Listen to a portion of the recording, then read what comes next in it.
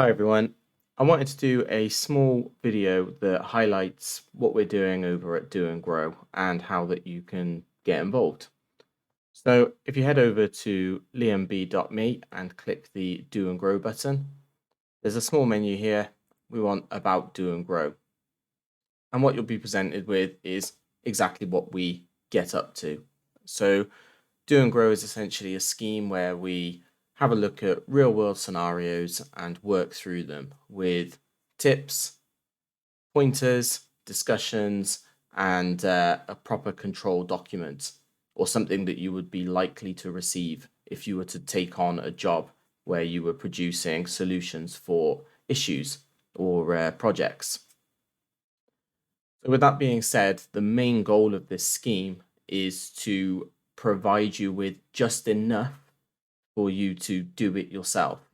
And then at the end of the scenario, I release my implementation of the solution and we discuss how we came to that solution.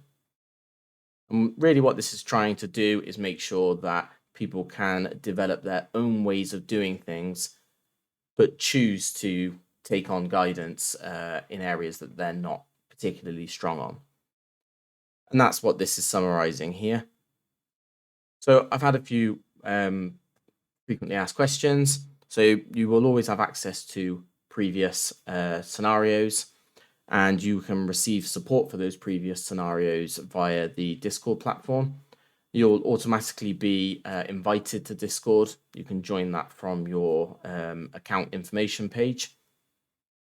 You'll receive solution projects in tier portal v16, and then you can upgrade those if you're using v17 or v18. But v16 is the lowest version that sort of we're going to provide solutions on. If you cancel your membership, it's a rolling monthly membership of $5.99 at the moment. You'll lose access to the website platform and Discord at the end of that billing cycle. And whilst the price can change, once you're signed up, you're locked in at that price. It will always be $5.99 a month. However, as content increases, the initial cost of joining may go up. So we can see what's been covered so far. So November 2022 was a huge scenario where we looked at station control with state machines. So this was mimicking picking up a unit that had to have a process done to it and placing that in different stations to have different sequences enacted upon that unit.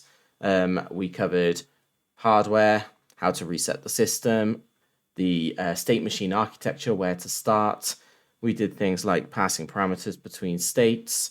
There's videos taking a look at the first station sequence run in HMI simulation.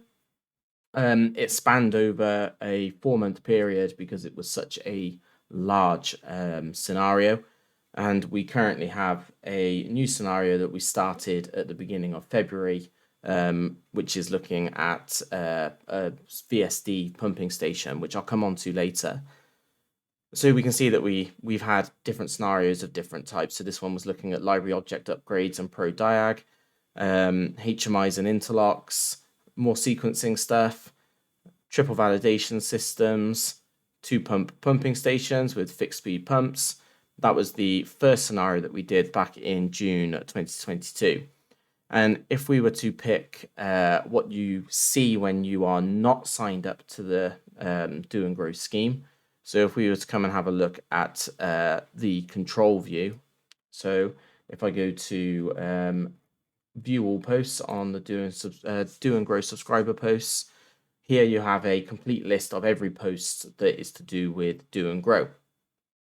So if we have a look at the control scenario for this month, which is, this current active control scenarios, we used to do a monthly, but people found that a bit too quick, so we've expanded the tips and we just let it roll however long it takes to get through that control scenario now. So this one was started in February 2023. There are adverts on this site, but once you're signed up, you won't see those, and you won't see messages such as this, like hi visitor and stuff like that. This will all disappear. But this is the sort of documentation that you receive as part of the control scenario. So a PDF document that you can download that explains what we're doing, how we're controlling something, what the requirements are, diagrams and things to help you understand what is actually required of you, and some additional common control stuff between these two streams. So this particular control system here is looking at stream A and stream B. They both have PID control, but are controlled via different means. The reasons why the streams are there are to manage different things. One's to manage a constant flow output, the other one's there to manage a level in the tank. And what you will see if you're not signed up are things like this in the end of the control documents, just advertising to get you on board, basically. And then if we go and have a look at a control solution, well, you can see one here. So the Tier Portal Start project that's supplied with this scenario is locked behind a Do and Grow membership banner. If you were signed up, you won't see that. If we also have a look at our latest tip, for example, we do share information still. So this is talking about PIDs and putting it into relative terms and a way that helps people understand, if they're not used to PIDs, how that's used in our program. But when it actually comes to the video that walks through how this is being used, that's locked behind the membership scheme. So if I was to minimize this and swap back to, this is me now logged in, and I look at the same tip that we just looked at, everything looks the same. However, down here we have our video. In this video, we're going to have a look at the, and here we just walk through, so we can see we have what's happening. So this takes us through 17 minutes, I think this one is, of exactly how we're using these PIDs to control our VSDs. And as we walk through Do and Grow, we pick up things like library items. We've talked about adding these library items to a common controls library. Now, these are all for teaching purposes. They're not designed to be chucked into the real world without you sort of making them ready for whatever application you're using. But it does give you a flow through the system of we've developed something for one particular solution. We can reuse that in other solutions, and I do reuse that stuff in solutions.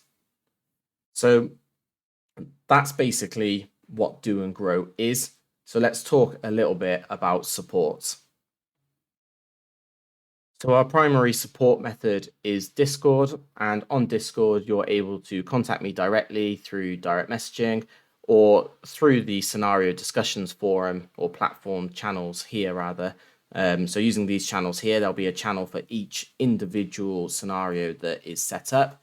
And if you jump into these, you can ask questions relative to the scenario. There's a main channel which automatically gives you information based on what's happening around on the site. We can vote for the next thing to look at. There is a automated bot that tells everybody on Discord that a new tip's been posted, a new control scenario has been posted, and a new solution has been posted. This just makes it nice and easy, a one-stop shop to pick up new information that's happening on the site. And we get told of new members joining. People can post individual needs here. Some people post stuff into the main channel when it should go somewhere else, but it doesn't matter. The whole thing is designed just to support people. So we have a Siemens tier portal talking points for programming help. So if I was to go into here, you can see that people are asking for help on particular issues, and I help where I can. Other people help where they can. And it's generally just a nice place to ask for help. And we've got a good little community here now of over 60 people that are all like-minded in terms of wanting to learn. So I'm hoping that grows, and the more people we have on here, the easier it will be for people to help each other. So that's Discord. Obviously, I have LinkedIn, and you can contact me on LinkedIn directly about any of the information on here as well. You can leave comments on the website, and there is stuff outside of just Do and Grow on the website as well. So if you're thinking of joining, you can do so by just clicking Do and Grow here, About Do and Grow, and on there will be the Join Now. And one other thing, we have a Get Started with Do and Grow page, which tells you how to get started with Tier Portal, setting up a VM, PLC Sim and PLC Sim Advanced, what to do with the Do and Grow membership. If you're already a member, then you can't sign up again. But there's also a virtual machine that you can download that gives you a 20-day trial license of version 16 Tier Portal. And you will need to be a member to download that VM. But all of the instructions are here. And when you get to the end, so there's some videos here to explain particular areas of simulating a PLC of PLC Sim, simulating a HMI runtime with Tier Portal, all that sort of stuff. And here is the button to download the virtual machine. But you will need to be a member in order to actually download that virtual machine. So if you have any questions, you can reach out to me on LinkedIn. You can drop me a message on Discord if you're already a member or once you've signed up, and I'll do the best to get you started.